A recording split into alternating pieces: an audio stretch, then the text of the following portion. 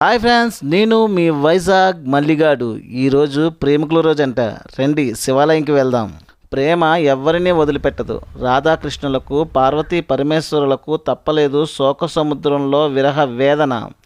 ఆనాడు దక్ష ప్రజాపతి చేసిన పొరపాటికి, దక్ష యజ్ఞంలో పార్వతీదేవి తీసుకున్న నిర్ణయానికి, పరమశివుడు కోపానికి, శివగణాల చేత రుద్రుడు భద్రకాళి చేసిన ధ్వంసానికి, బృహస్పతి, ఇంద్రుడు, చంద్రుడు, అశ్విని దేవతలు, యమధర్మరాజు, అగ్నిదేవుడు, ఇంచుమించు దేవతలందరూ చావు దెబ్బతిన్నారు. ఆ విరహ వేదన ప్రతిఫలమే మహావిష్ణు ప్రసాదమై 51 శక్తిపీఠాలుగా ఈరోజు చూస్తున్నాము.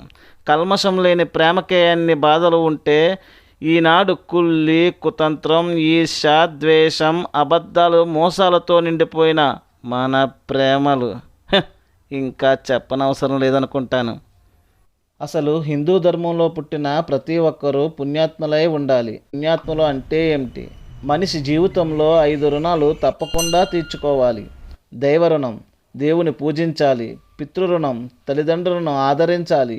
మనుష్య రుణం, పేదవారిని, ఆపదలో ఉన్నవారిని ఆదుకోవాలి. ఋషి రుణం, ఋషులు అందించిన గ్రంథాలను చదవాలి, 10 మందికి జ్ఞానాన్ని పంచాలి. భూత రుణం, సకల జీవరాశులను రక్షించాలి. వీటిలో ప్రతి ఒక్కరోజు ఆచరించేవారే పుణ్యాత్ములు.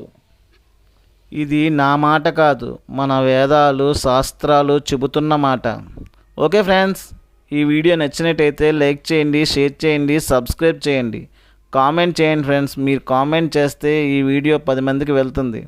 నన్ను కొంచెం సపోర్ట్ చేసిన వాళ్ళు అవుతారు. Thank you.